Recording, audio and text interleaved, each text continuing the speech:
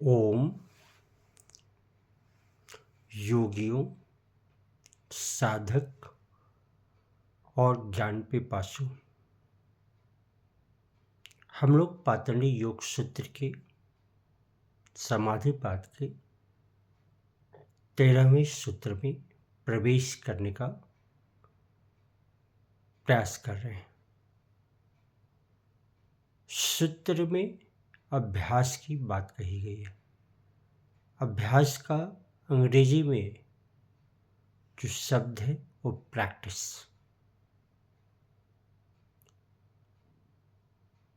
तो पहले सूत्र को देखते हैं। तत्र स्थितो यत्नो अभ्यास।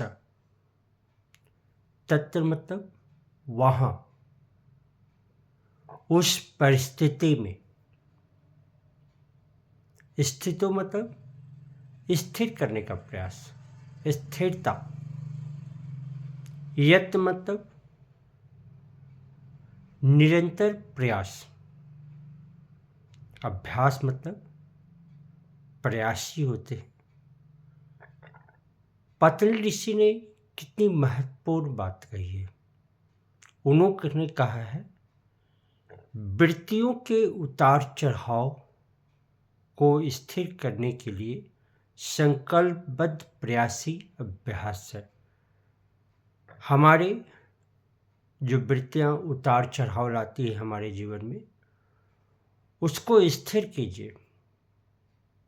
अब समुद्र को ही देखिए, समुद्र में उतनी सारी नदियां गिरती हैं, तो उस अवस्था में भी वह शांत रहता है।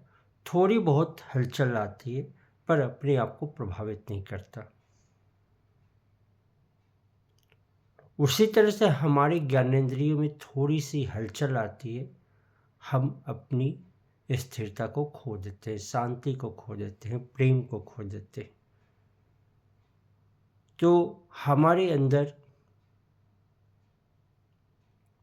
जो है, तो पतंजलि ने अभ्यास में हमने बताया था यम, नियम, आसन, प्राणायाम। इसको समझने का प्रयास करते हैं। हम केवल सैद्धांतिक बात नहीं कर रहे हैं, सैद्धांतिक अनुशासन भी जरूरत है। फिर इस शरीर की भी अनुशासन की जरूरत है। शरीर की अपनी आवश्यकता होती है, शरीर की अपनी भाषा होती है। भूख लगना शरीर की भाषा है, ना कि घड़ी की। शरीर अपने आवेग की सूचना देता है। ये शरीर अनुशासन में आता है। सैद्धांतिक अनुशासन की यम नियम की बात करें,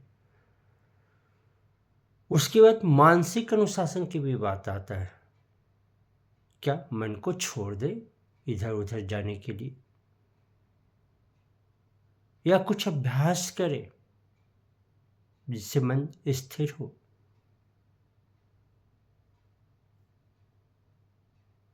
मन को गलत जानकारी से भर दे, मन को गलत मिथ्या ज्ञान से भर दे, केवल सो के ही जिंदगी ज्यादा सो के गुजार दे, क्योंकि मन उसमें भी काम नहीं है। आपको सजग होना होगा कि संतुलन कैसे बनाए। तो इसे मानसिक संतुलन की भी बात करते हैं। बौद्धिक रूप से बुद्धि को सही दिशा में ले जाना होगा। स्वार्थ परमार्थ इनके बीच में संतुलन करना होगा। मतलब अपने लिए, अपने परिवार के लिए, समाज के लिए। इसको बोलते हैं अपने लिए स्वार्थ, अपने परिवार के लिए प्रार्थ, और समाज के लिए, राष्ट्र के लिए, मानव के लिए परमार्थ। तीनों के बीच में संतुलन स्थापित करना होगा, जिसे हम बौद्धिक संतुलन भी कहेंगे, एवं आध्यात्मिक संतुलन। आत्मा को भी जानना होगा। आत्मा की संवेदना में अपने आप को स्थिर करना होगा। संवेदना, भाव, विचार, वाणी सब में संतुलन स्थापित करना होगा। तो पतंजलि ऋषि ने कितने संकल्पबद्ध प्रयास को अभ्यास का है। तो इसमें जो हम बात कर रहे थे वाणी, तो बैखरी, परा, मध्यमा, पश्यन्ते, इन वाणियों में आपको संतुलन स्थापित करना होगा। तो हमारी वृत्तियाँ शांत होंगी, स्थिर होंगी, हम प्रशांत बनेंगे। हम ये आरोप नहीं लगाएंगे कि मेरे पास सैद्धांतिक अनुशासन नहीं है, बौद्धिक अनुशासन नहीं है, उसने ऐसा कह दिया। हमें खुद प्रयास करने होंगे, हमें खुद शांति चाहिए। उस प्रयास का नाम ही तो अभ्यास है। तो हमारी बात समझ में आई होगी। हमने साधारण उदाहरणों से इसे प्रस्तुत किया। तो आज इस प्रस्तुति को विराम देते हैं। इसे आप जन जन तक फैलाएं, लोगों के बीच लाएं और अपने मित्र परिवार को बीच बांटें। ओम आरोग्यम, ओम मंगलम, ओम शांति।